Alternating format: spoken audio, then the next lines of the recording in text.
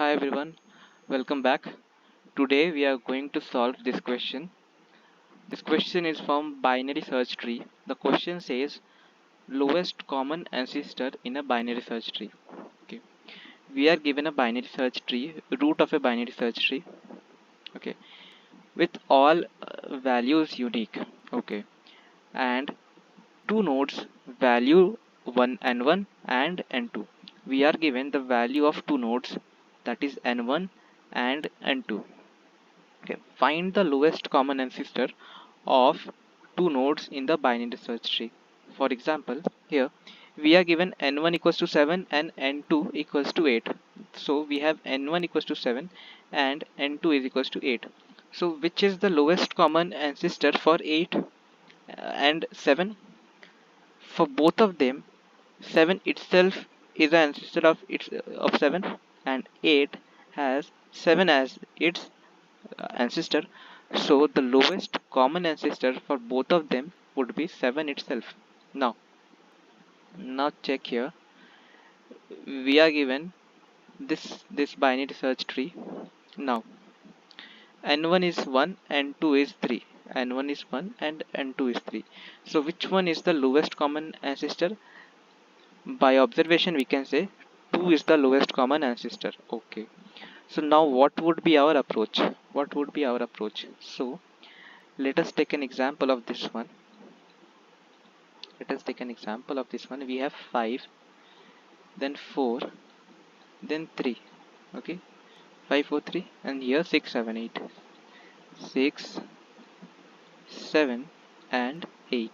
Okay, now we are given the root of the binary search tree. What is the root? This one is the root node, and the values of 7 and 8 is given. Okay, now we see that the value n1 and the value n2 both are greater than the value of root. Okay, both are greater than the value of root, that is 5.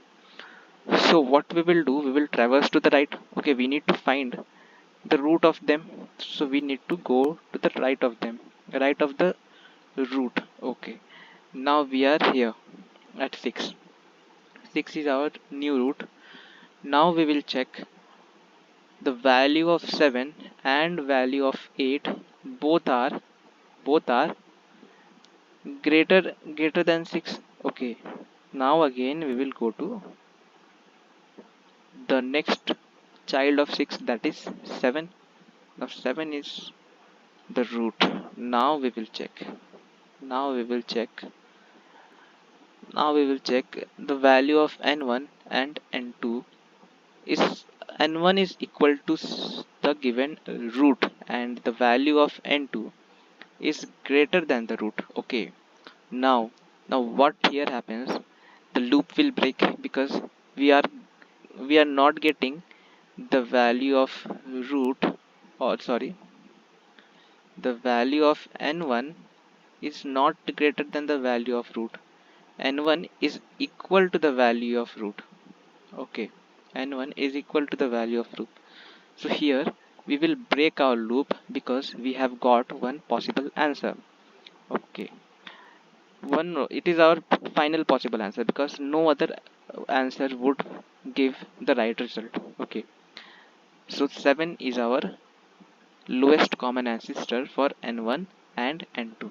Okay, now let's take another example. Okay, now we have, let's say we have 6 we have 6 we have 6, then we have 2, then we have 2, then we have 0, then we have 0, then we have 4, here we have 3, here we have 5. Okay, and to the right of 6 we have 8, 7 and 9. Yeah, oops, 8 7 and 9. Okay, now we are told to find the lowest common ancestor, of 5 and 0. Of 5, where is 5? 5 is here. Where is 0? 0 is here. We need to find the lowest common ancestor of 5 and 0. Okay. Now by observation we can say 2 is the lowest common ancestor of 0 and 5. No, okay. Now, but what would be our approach to solve the problem? So we have two possibilities.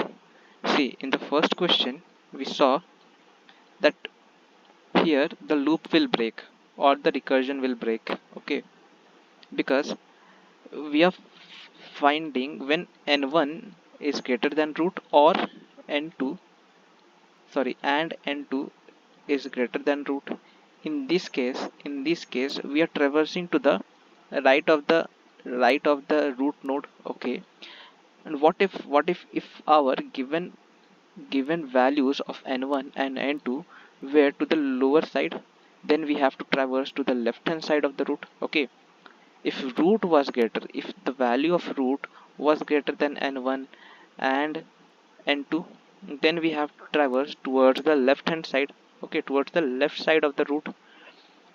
So these were the two possibilities, but where both condition fails. For example, n1 is greater than root and n2 is smaller than root.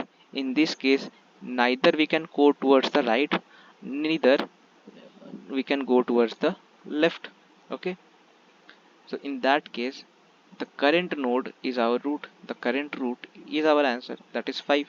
Okay, now let's see in this example we have 5 and 0. Okay, now let's traverse from the given root. We are given this root.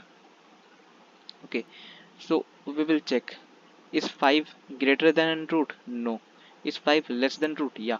And is 0 less than root? Yeah. So where we will traverse to get closer to these values? Towards the left, because we know in binary search tree right hand side contains greater element and left hand side contain smaller elements than the current element. So we will traverse to the left hand side. Okay, because both are smaller than the given root. Now this one is our current root.